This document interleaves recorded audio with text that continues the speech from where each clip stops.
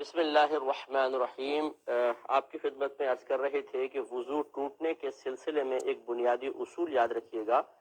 کہ گندگی کے، نجاست کے بدن سے خارج ہونے سے وضو ٹوٹتا ہے بس، چنانچہ کسی چیز کے جسم میں داخل ہونے سے وضو نہیں ٹوٹے گا۔ نمبر 2، آپ نے کہیں پر بھی نگاہ ڈالی اس سے کوئی وضو نہیں ٹوٹے گا۔ نمبر 3، آپ کے ظاہری بدن پر کوئی نجاست لگ گئی اس سے بھی وضو نہیں جاتا ہے۔ انشاءاللہ اس پر مزید کلام کرتے ہیں، کال لیتے ہیں۔ السلام علیکم۔ Line drop. تو چنانچہ اب کچھ جسم سے جو گندگیاں خارج ہوتی ہیں ان کے بارے میں کلام کر لیتے ہیں۔ نمبر 1، یہ جو عموماً ہم پیشاب وغیرہ کرتے ہیں یا مطلب بڑا استنجا کرتے ہیں، انہیں مخرج معتاد کہتے ہیں۔ یہ لفظ میں اس لیے آپ کو عرض کر رہا ہوں، آپ فقہ کی کتابوں میں یہ لفظ دیکھیں گے۔ مخرج اسے کہتے ہیں، اس جگہ کو کہتے ہیں جہاں سے کوئی چیز نکلتی ہے۔ جیسے حروف منہ کے خاص حصوں سے نکلتے ہیں تو انہیں ان حروف کے مخارج کہا جاتا ہے، یعنی مخرج واحد ہے، مخارج جمع ہے۔ تو جہاں سے ہماری گندگی نکلتی ہیں عموماً یہ مخرج ہوتے ہیں، اور چونکہ عادتاً ایسا نکلتی ہے، عموماً عادت اسی کی ہوتی ہے، اللہ تعالیٰ نے ایک ایسی ہماری طبیعت اور فطرت بنائی ہے، تو انہیں مخرج معتاد کہا جاتا ہے۔ تو مخرج معتاد سے جو بھی چیز نکلتی ہے وہ وضو کو توڑ دیتی ہے۔ یہ بس ایک بنیادی اصول یاد رکھیں، مخرج معتاد سے جو بھی چیز نکلے، چاہے وہ پیشاب ہو، بڑا استنجا ہو، خون حیض ہو، نفاس ہو، یا مزی ہو، ودی ہو، مادہ منویہ ہو، یہ سب کے سب وضو کو توڑ دیا کرتے ہیں۔ ہاں، لیکن ایک اس میں فقہا کا اختلاف رہا ہے کہ یہ بہنوں کو ایک مرض ہوتا ہے لیکوریا کا مرض۔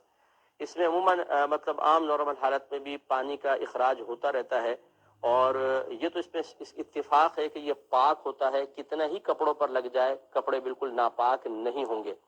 لیکن مسئلہ یہ ہے کہ کیا اس سے وضو ٹوٹے گا کہ نہیں ٹوٹے گا؟ تو بہت سے فقہا نے یہی فرمایا کہ اس سے وضو نہیں جائے گا۔ بعض یہ کہتے ہیں کہ احتیاطاً وضو کر لے تو بہت بہتر ہے، کیونکہ نبی کریم صلی اللہ علیہ وسلم نے ایک بنیادی ضابطہ ارشاد فرمایا کہ ہر وہ چیز جو مخرجین سے نکلتی ہے، سبیلین سے نکلتی ہے، یعنی وہی مخرج معتاد، تو وہ وضو کو توڑ دیتی ہے۔ تو یہ چونکہ عام کلام ہے سرکار کا صلی اللہ علیہ وسلم، مطلق کلام کیا، تو اس میں لیکوریا کا پانی بھی داخل ہونا چاہیے۔ اس لیے بعض کہتے ہیں کہ اس سے وضو ٹوٹ جائے گا، لیکن اکثر فقہا اسی پر ہیں کہ لیکوریا کے پانی سے وضو نہیں جائے گا۔ باقی جو کچھ خارج ہوتا ہے مخرج معتاد سے وضو کو توڑ دیتا ہے۔ تو ایک تو مخرج معتاد سے جو چیز نکلتی ہے وہ وضو کو توڑ دیتی ہے۔ دوسرا، دکھتی آنکھ سے نکلنے والا پانی، یہ بھی وضو کو توڑ دیتا ہے۔ دکھتی آنکھ سے نکلنے والا پانی یعنی جو بیماری کی وجہ سے آنکھ سے نکلتا ہے، ورنہ کبھی غم کی وجہ سے بھی نکل جاتے ہیں، نعت سنی، کوئی فوت ہو گیا، غم کی وجہ سے آنسو نکل آئے، یا مرچیں وغیرہ آنکھ میں چلی گئیں، کوئی تنکا پڑ گیا، کوئی گرد و غبار چلا گیا، اس سے بھی پانی نکلتا ہے، یہ پاک ہوتا ہے، یہ آنسو پاک ہوتے ہیں۔ لیکن جو جیسے آشوب چشم کا مرض ہوتا ہے، یا آنکھ کے اندر کوئی دانے وغیرہ نکل آئے، ان کی وجہ سے پانی خارج ہوتا ہے، یہ پانی یاد رکھیں وضو کو توڑ دیتا ہے۔ لیکن جب تک یہ آنکھ کے اندر رہے گا نہیں ٹوٹے گا۔ جیسی آنکھ سے نکل کے یہ بہے گا تھوڑا سا، یا اتنا کہ بہنے کی صلاحیت رکھتا ہو، مثلاً آپ کے آنکھوں میں پانی آیا اور اس سے پہلے کہ ٹپکتا آپ نے فوراً رومال سے اس کو صاف کر لیا، پھر آیا پھر صاف کر لیا، پھر آیا پھر صاف کر لیا، بہنے نہیں دیا،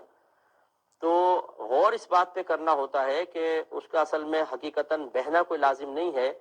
آپ کو غور یہ کرنا ہے کیا یہ پانی اتنی مقدار میں آیا تھا کہ اگر میں صاف نہ کرتا تو یہ بہہ جاتا؟ اگر یہ ہاں میں آپ کا دل گواہی دیتا ہے کہ ہاں اتنی مقدار میں تھا کہ ہم صاف نہ کرتے تو ضرور بہہ جاتا، تو بس وضو ٹوٹ جائے گا۔ تو حقیقتاً بہنے کا اعتبار نہیں ہے، بلکہ اتنی مقدار کا اعتبار ہے کہ اگر ہم اس کو صاف نہ کریں، اس کو نہ روکیں تو وہ بہنے لگ جائے تو وہ وضو توڑ دیتی ہے۔ تو چنانچہ یہ پانی آنکھوں سے جو دکھتی آنکھ سے نکلتا ہے وضو کو توڑ دیتا ہے۔ اسی طرح کہیں سے بھی بدن سے خون یا پیپ نکلے اور اتنی مقدار میں نکلے کہ بہنے کی صلاحیت رکھتا ہو، اس سے بھی وضو ٹوٹ جایا کرتا ہے۔ کہ خون اور پیپ اگر نکلا اور اتنی مقدار میں کہ اگر آپ اس کو صاف نہ کرتے تو وہ بہہ جاتا، اور ایسی جگہ نکلا ہے کہ جس کا غسل یا وضو میں دھونا فرض ہے، تو وہ وضو توڑ دے گا۔ چنانچہ دیکھیں کان کے سوراخ کے اندر کا دھونا نہ وضو میں لازم ہے نہ غسل میں لازم ہے، لہٰذا بالفرض اگر اندر کوئی دانہ تھا، پھوٹ گیا، پیپ نکل آئی، اس سے وضو نہیں جائے گا۔ ایسی مثال کے طور پہ کوئی آنکھ کے اندر خون نکلا لیکن آنکھ سے باہر نہیں آیا، تو آنکھ کے اندر کا دھونا نہ وضو میں فرض ہے نہ غسل میں فرض ہے، ابھی بھی وضو قائم رہے گا۔ باقی پورے حصہ بدن پہ کہیں سے بھی خون یا پیپ نکلا اور اتنی مقدار میں کہ بہنے کی صلاحیت رکھتا ہے تو وضو ٹوٹ جائے گا۔ ابھی جیسے میں نے آپ کو دکھتی آنکھ سے پانی والے مسئلے میں سمجھایا کہ مثال کے طور پہ یہاں پہ کٹ لگ گیا اور خون نکلا، اب یہ خون آیا، آپ نے اس کو تھوڑا ٹیڑھا کر کے دیکھا، وہ بالکل نہیں چل رہا، رکا ہوا ہے، آپ نے یہ ٹیڑھا جھٹکا نہ دیں، جھٹکے سے تو ایک دم وہ پھیلے گا، بلکہ آرام سے یوں کریں، اگر یہ نہیں چل رہا تو یہ اس سے وضو نہیں جائے گا، کیونکہ یہ بس نظر آیا، ظاہر ہوا ہے، چلا نہیں ہے، اس میں اتنی مقدار میں نہیں نکلا کہ جو چلنے کی صلاحیت رکھتا ہے۔ اور یاد رکھیں یہ خون پاک بھی ہوگا، لہذا اگر آپ نے کپڑے پہ لگا دیا، اس طرح تھوڑا سا نکلا تھا بس آپ نے لگایا تو کپڑا پاک رہے گا، یہ خون ناپاک نہیں ہے، نہ یہ وضو کو توڑے گا۔ لیکن اگر خون نکلا اور آپ نے یوں کیا تو چلنے لگا، بس تھوڑا سا بھی چلے گا، وضو ٹوٹ جائے گا۔ اب مثال کے طور پہ تیسری صورت، خون نکلا اور آپ نے اس کو روئی سے صاف کر دیا، پھر نکلا، پھر ٹیشو وغیرہ سے صاف کر دیا، پھر نکلا، پھر صاف کر دیا، تو اس میں وہی مسئلہ ہے کہ آپ غور کریں گے کہ اگر میں صاف نہ کرتا تو کیا یہ خون بہہ جاتا یا نہیں۔ اگر دل گواہی دے کہ ہاں یہ بہہ جاتا تو بس یہ وضو ٹوٹ جائے گا۔ وومیٹنگ ہو جاتی ہے انسان کو، قے ہوتی ہے، الٹی ہو جاتی ہے، اس سے بھی انسان کا وضو چلا جاتا ہے، کیونکہ یہ بھی ایک باطن کی طرح ہی ہے، جیسے کہ مخرج معتاد سے نجاست اندر سے باہر نکلتی ہے، ایسے ہی معدہ جو ہے یہ بھی، اس میں چونکہ کھانا پہنچتا ہے، تغیر ہو جاتا ہے، تبدیل ہو جاتا ہے، پھر وہ باہر نکلتا ہے تو اس سے وضو ٹوٹنے کا حکم ہوتا ہے۔ نبی کریم صلی اللہ علیہ وسلم نے اس پر وضو ٹوٹنے کا حکم ارشاد فرمایا ہے۔ لہذا لیکن اس میں قید ہے کہ یہ منہ بھر قے ہوگی تو وضو ٹوٹے گا، ورنہ نہیں۔ منہ بھر قے کا مطلب یہ ہے کہ اتنے پریشر سے ومیٹنگ ہو کہ انسان اس کو بتکلف روک، بہت یعنی کوشش سے روک سکتا ہو تو روکے، ورنہ وہ روک نہ سکتا ہو، بہت ایک دم اچانک اور تیزی کے ساتھ اور بہت زیادہ مقدار میں آتی ہے، یہ جو ومیٹنگ ہوگی یہ ناپاک بھی ہوتی ہے اور ناقض وضو بھی ہے، انسان کا وضو ٹوٹ جایا کرتا ہے۔ چھوٹے بچے ہوتے ہیں، بعض اوقات دودھ پیتے بچے، ان کو مائیں گود میں اٹھاتی ہیں، ان کا پیٹ دبتا ہے اور منہ سے دودھ نکل آتا ہے، اگر وہ معدے سے آیا ہے، جو بعض اوقات ہوتا ہے منہ پی رہے تھے تو منہ میں ہے، چلو وہ نکل آیا تو پاک ہے، لیکن جو معدے میں اتر گیا پھر باہر نکلا ہے تو یہ وضو، یہ جو دودھ ہوتا ہے یہ بھی ناپاک ہوتا ہے، اور اگر بہنوں کے کپڑوں پہ گرے گا، دوپٹے وغیرہ پہ گر گیا تو کپڑے اور دوپٹے ناپاک ہو جائیں گے۔ اسے پاک کیے بغیر نماز پڑھنا انتہائی خطرناک ہے، کہ اگر وہ زیادہ مقدار میں لگا ہوگا تو نماز ہوگی ہی نہیں، اس لیے بہنوں کو اس مسئلے پر بھی انتہائی توجہ کرنی چاہیے۔ جو خون نکل آتا ہے اس سے بھی وضو ٹوٹتا ہے، اور اس کے اندر بنیادی اصول یہ ہوتا ہے، فقہا نے لکھا کہ اگر خون تھوک پر غالب ہے تو وضو ٹوٹ جائے گا، اور اگر تھوک خون پر غالب ہے تو وضو نہیں ٹوٹے گا۔ اب غالب ہونے کی علامت کیا ہے؟ ایک علامت تو یہ ہے کہ اگر حلق میں ذائقہ محسوس ہو جائے، مثلا منہ سے خون نکلا اور حلق میں باقاعدہ نمکینی محسوس ہوئی تو وضو ٹوٹنے کا حکم دیں گے، کہ اتنی یہ کثیر مقدار میں یقیناً نکلا ہے کہ بہہ کے حلق تک پہنچا، تبھی ذائقہ محسوس ہو رہا ہے تو وضو ٹوٹ جائے گا۔ دوسری ایک علامت یہ کہ حلق تک نہیں پہنچا، منہ میں خالی محسوس ہو رہا ہے، تو تھوک پھینک کر دیکھیں گے، اگر تو تھوک سرخ کلر کا ہے یعنی اس میں خالصتاً سرخی نظر آئے تو ہم اسے کہیں گے کہ یہ خون تھوک پر غالب ہے، وہ تو ٹوٹ جائے گا۔ گیس کے انہوں نے بتایا کہ ان کو گیس پرابلم ہے اور اس کو سولو کرنے کے لیے، حل کرنے کے لیے دوا بھی استعمال کر رہی ہیں، تو بار بار ان کا وضو ٹوٹ جاتا ہے، تو کیا ایسا کر سکتی ہیں کہ یہ گیس کو روک کر اور نماز ادا کر لیں؟ دیکھیں فقہا نے یہی لکھا ہے کہ اگر کوئی ایسا عذر انسان کو لاحق ہو جائے کہ اس عذر کی وجہ سے اس کی طہارت باقی نہ رہتی ہو اور اس وقت کے وہ فرض پورے نہ کر سکتا ہو، تو سب سے پہلے اس کو غور کرنا چاہیے کہ کوئی میں ہیلا کر کے کسی طریقے سے وقتی طور پہ عذر کو روک کر نماز ادا کر سکتا ہوں یا کر سکتی ہوں یا نہیں۔